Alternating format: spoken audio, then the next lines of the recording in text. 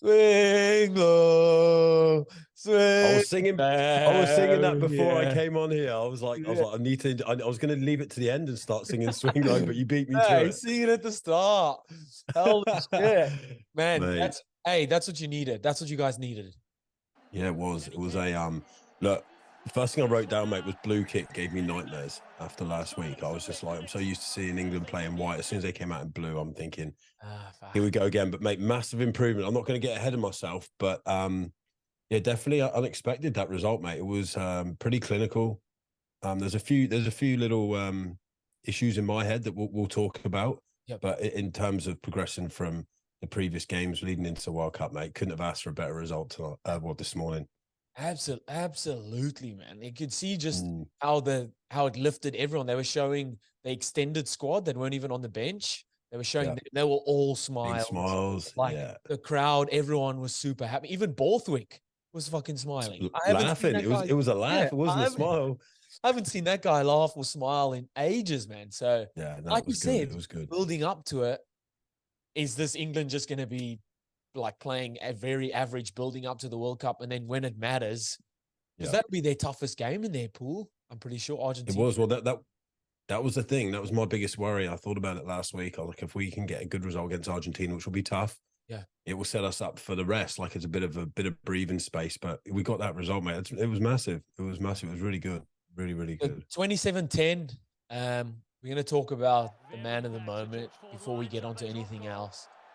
George Ford, talk me through it because you've talked him up throughout like the build Mm, up, all the warm up games, and how particular he is with his kicking style, yeah. how he strikes it. You've always said that if anyone wanted to base a kicking style of someone, he's the guy. Mm. Yeah, what did you think?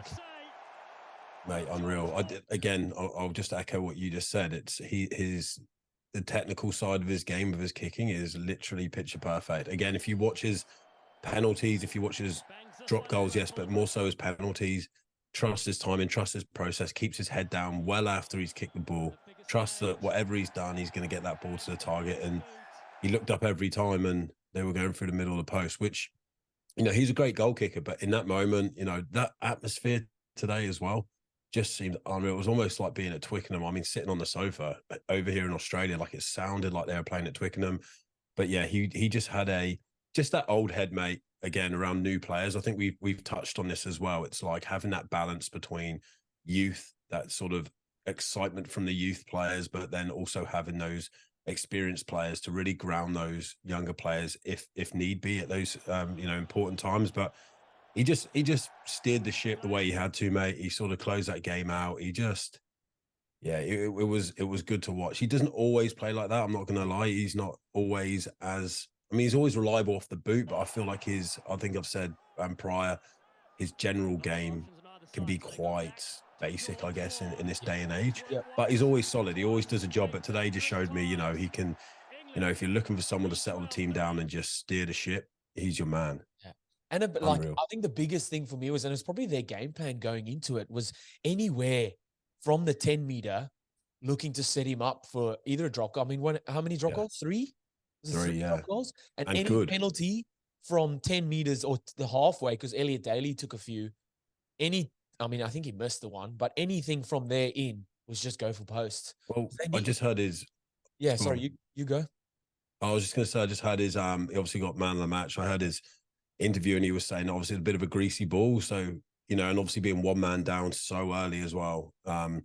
Any opportunity they had of scoring points, they had to take. And luckily, I mean, you just touched on the three drop goals he got. They were hit so well.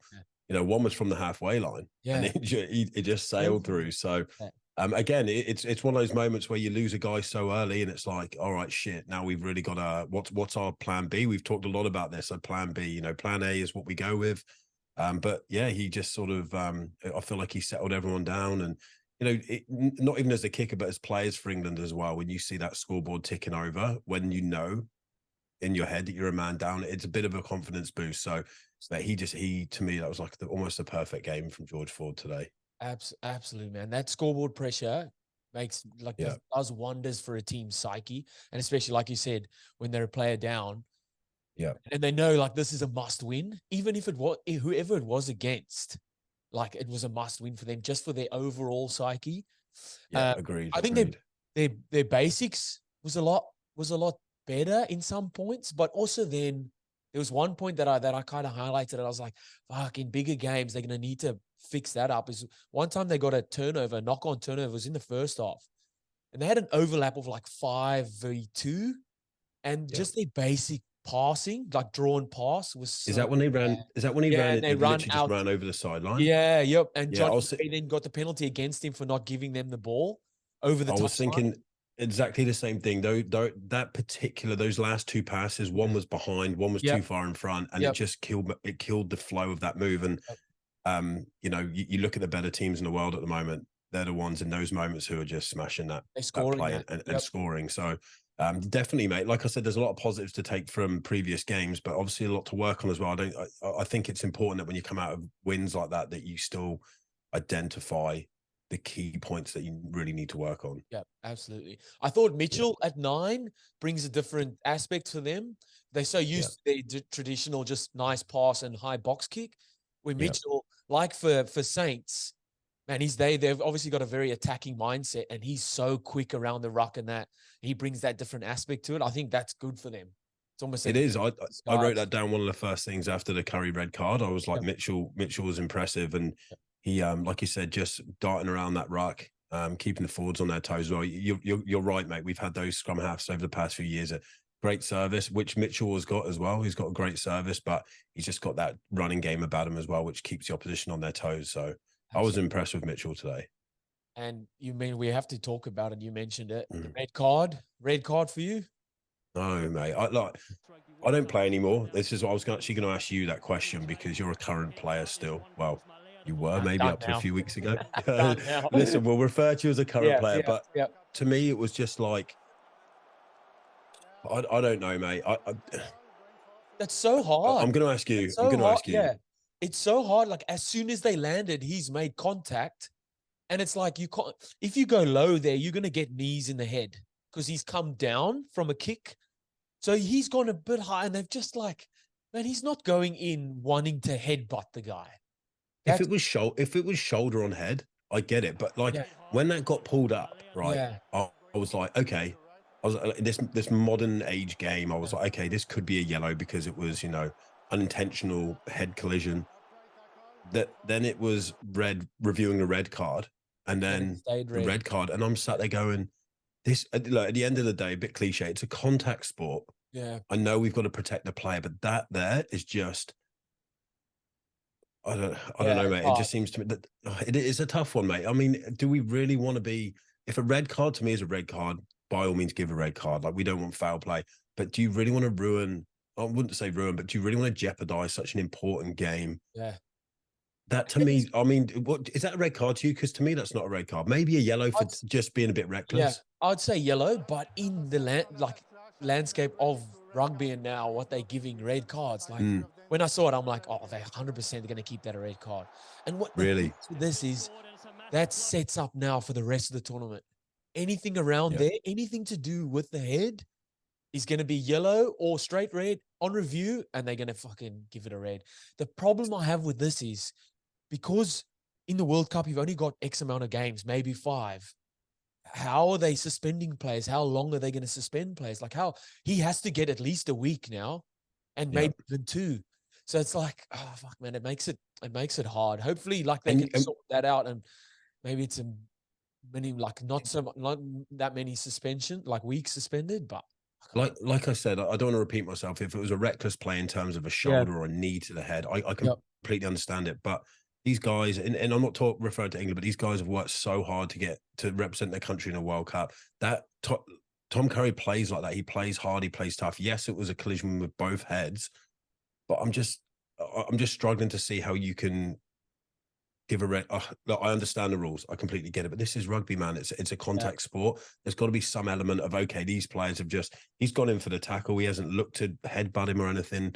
But I get it. At the same time, I understand that it's player welfare and stuff. But it's just changed so much over the years, mate. Yeah, big time. But either way, again, gutsy effort from England. Yeah. Argentina, like, man, obviously Matera, and they've loose. I think he's number one. I don't know if that's tighted or loose head. I'm not He too looks like he's 10 years old, that bloke. but he can fucking play. Is it Thomas Gaucho, I think it is how you pronounce it? Yeah.